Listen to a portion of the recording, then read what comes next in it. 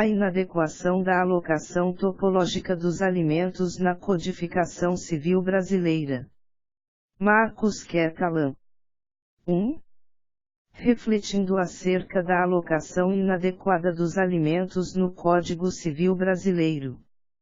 Quando se reflete acerca do resultado atingido pelo processo de recodificação no Brasil, é possível identificar que se perdeu uma oportunidade ímpar de acoplar a legislação civil aos vetores conformadores do Estado Democrático de Direito e de corrigir incontáveis defeitos que permeavam o diploma legislativo revogado. Aliás, apesar de algumas conquistas, além da explícita desatualização provocada pelos longos anos que antecederam a publicação do Código vigente e da falta de legitimidade ligada à ausência de debates durante as décadas nas quais esteve tramitando, parece fundamental apontar que a racionalidade que permeia a codificação não se distancia da que impregnava a codificação revogada. Assim, o Código Civil em vigor continua a ter por baliza um sujeito abstrato, tutelado por meio da proteção do patrimônio, quando deveria sê-lo em razão do valor ético inerente à pessoa humana. É oportuno destacar aqui que, em termos gerais, parece irrefutável que as construções que dão sustentação aos institutos e figuras formalmente reconhecidos pela codificação em vigor, salvo raros momentos, têm suas raízes fincadas em uma sociedade agrária e liberal, quando deveriam dar primazia ao ser em detrimento do ter e, é claro, estar em consonância com os valores presentes na Constituição. A forma pela qual o direito de família se encontra disposto no Código Civil comprova a assertiva formulada. Em apertada síntese, a matéria está prevista no livro 6º da codificação vigente, sendo essa dividida em 2 títulos. O primeiro trata do que o legislador convencionou chamar de direito pessoal, abordando a. o casamento, b. a proteção dos filhos, c. as relações de parentesco e d. a autoridade parental. O segundo, ao versar sobre o direito patrimonial, se propõe a regular a. o regime de bens entre os cônjuges, b. o usufruto e a administração dos bens dos informes, c. os alimentos, d. o bem de família, e. a união estável e, f. a tutela e curatela. Ocorre que, entre os aspectos apontados como inerentes ao direito patrimonial, em verdade, apenas o atado ao regime de bens nas relações de conjugalidade e, talvez, a administração dos bens dos filhos sujeitos à autoridade parental podem, realmente, merecer a qualificação de patrimoniais, pois, ainda que, em alguns aspectos, o bem de família, a união estável e a tutela e curatela tenham algo de patrimonial, o respeito ao patrimônio mínimo, o viés eudemonista na configuração das famílias contemporâneas e, por que não, a promoção do acesso à cidadania são aspectos que autorizam a crítica à dicotomia ou, pelo menos, a alocação inadequada das aludidas figuras das regras sobre o direito de família na codificação civil brasileira. Foco deste ensaio: os alimentos não podem ser tratados como um direito patrimonial, como pretende o legislador e parte da doutrina. Tendo por lastro essa premissa, este estudo visa a demonstrar o equívoco havido na alocação topológica dos momentos pré-normativos que versam sobre alimentos na codificação civil brasileira, bem como as vantagens oriundas da compreensão desse direito como um direito de natureza existencial. 2. A solidariedade familiar e o caráter existencial dos alimentos. A atenção às necessidades e anseios do outro é fundamental à continuidade e à adequação das relações que sustentam a estrutura social. Por isso, ao fomentar a existência em sociedade, a solidariedade irradia efeitos na órbita do direito. Entre outras possibilidades, o aludido princípio, elevado à seara constitucional, há de informar o direito aos alimentos, direito fundado odiernamente na responsabilidade de cada um perante o outro, e, não mais, em premissas que impõem o dever de socorrer, ajudar ou ser caridoso com alguém. Ao se pensar o dever de prestar alimentos e o direito a recebê-los como uma relação fundada na noção de cuidado, é possível afastar visões assistencialistas e alocar, em seu lugar, posturas que privilegiam a promoção da pessoa humana, o efetivo acesso à cidadania e a promoção da justiça social. Perceber essa transição é relevante especialmente porque, por longa data, o dever alimentar esteve umbilicalmente ligado à moral, caridade, piedade ou à consciência, perspectiva que informa, ainda hoje, parcela relevante das reflexões dos civilistas brasileiros contemporâneos. Ademais, se a razão fundante dos alimentos é a necessidade de viabilizar o acesso à vida em sua plenitude e se esse aspecto é imanente à solidariedade, aparentemente, por mais essa razão, a conexão proposta se solidifica e não tem como ser desfeita. Indo além, sob outro prisma, apesar da inquestionável existência de incontáveis promessas constitucionais não cumpridas quiçá, apenas ainda não cumpridas, os alimentos surgem como uma ponte de acesso para o exercício efetivo da cidadania.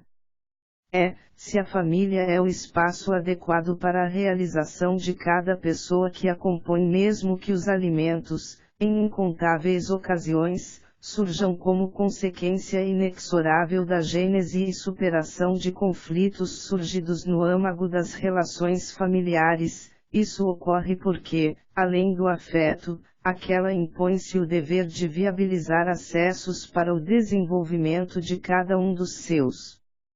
Nesse contexto, uma vez compreendida a partir da capacidade que possui de transformar o sujeito em pessoa, mesmo que as relações pessoais passem por processos de reconfiguração, o dever de cuidado se mantém e, com ele, a importância de alimentar alguém.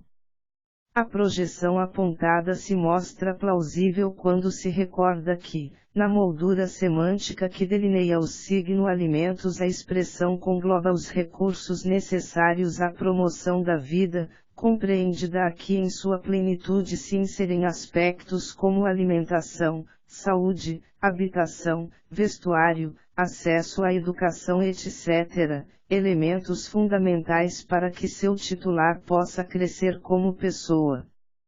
Assim, muito além da mera manutenção da vida, a ideia de alimentos sendo certo que, nem sempre, considerando a realidade da vida em sociedade e os problemas sociais existentes no Brasil, esse objetivo será atingido engloba o necessário para que seu titular possa desenvolver, da melhor forma possível, suas potencialidades.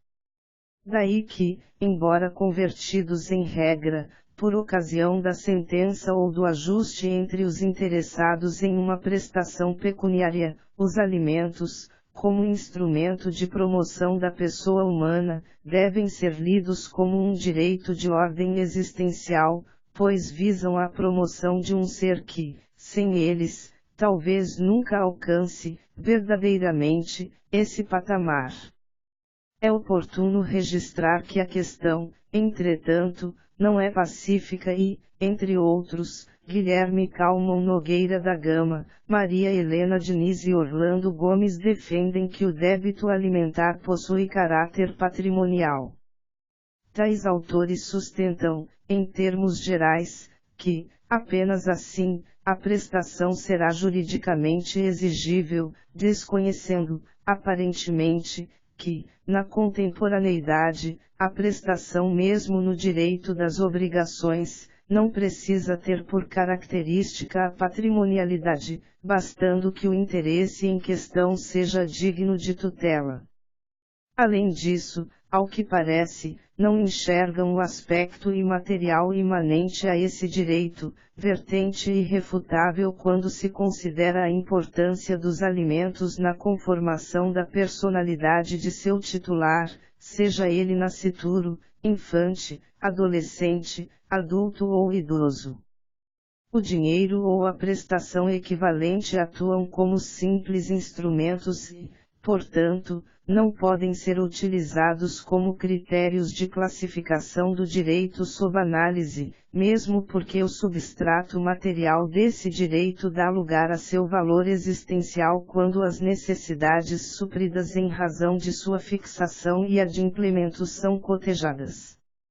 A valorização do aspecto imaterial dos alimentos reflete, ainda, a personalização das relações familiares, tendência que, longe de pretender restaurar o individualismo reinante em séculos passados, tem por escopo a promoção de princípios que permitem vislumbrar que a sociedade só se constrói na solidariedade com o outro. Sob outro vértice, como justificar, se não por meio da compreensão apontada, as inúmeras características peculiares ao crédito alimentar, aspectos que conduzem ao distanciamento entre as pretensões dessa natureza e aquelas que transitam no direito das obrigações.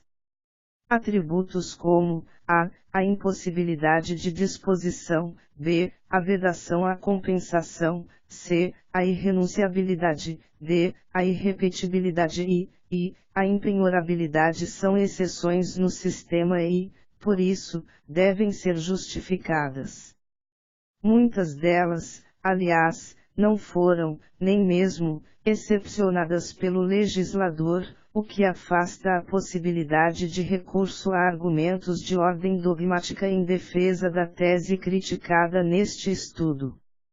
Enfim, como sustentar, se não pelo viés existencial, a poesia para alguns, a tragédia contida nas letras de João Baptista Vilela ao lembrar quando disserta sobre o dever atribuído aos pais de alimentar os filhos o pelicano, animal que, quando nada mais tem para alimentar os filhos, dilacera a própria carne para que aqueles possam sobreviver. 3. Socorrer, assistir ou nutrir. A discussão travada até este momento busca algo que vai além da identificação do tratamento dogmático mais adequado a ser dado aos alimentos, pois somente a percepção de que esse direito possui natureza existencial conduzirá à efetivação de parte das promessas existentes no texto constitucional. A apreensão do tema a partir da perspectiva proposta permitirá, ainda, ultrapassar alguns dos obstáculos epistemológicos que informam o senso comum imaginário dos juristas e que tanto atrapalham o processo de realização do direito, o acesso à cidadania e a promoção de justiça social. E isso porque a visão patrimonialista transita e parece estar fundada entre expressões como dever de socorro ou de amparo, estado de miserabilidade, necessidade de sobrevivência e, ainda, a função assistencialista, aspectos que diminuem uma pessoa ao sujeitarem-na ao patrimônio ou a outra pessoa o provedor dos alimentos, fazendo com que os conflitos se renovem com alguma constância, ao mesmo tempo em que impedem que o ser floresça em sua plenitude. Aceitar o viés existencial desse direito e o equívoco no tratamento dado ao tema pelo legislador e por parte da doutrina pátria, por outro lado, implica a percepção do valor contido em signos como patrimônio mínimo, mínimo existencial, estatuto jurídico do ser, solidariedade, responsabilidade e cuidado, afastando o individualismo reinante que tanto mal tem causado à humanidade. Implica, ainda, a superação de uma postura assistencialista, permitindo que o devedor enxergue sua importância e responsabilidade na promoção e realização do S, outro S, diminuindo, talvez, a tensão que permeia as relações jurídicas desse matiz. Mais que socorrer ou assistir, alimentar é nutrir, fazer parte, colaborar efetivamente com algo. Tais noções, ao contrário das apontadas outrora, despontam como vias que conduzirão à emancipação de alguém que não pode, por si só, desvelar cada um dos mistérios que conduzem à felicidade, razão maior da existência de cada ser humano sobre a Terra. 5.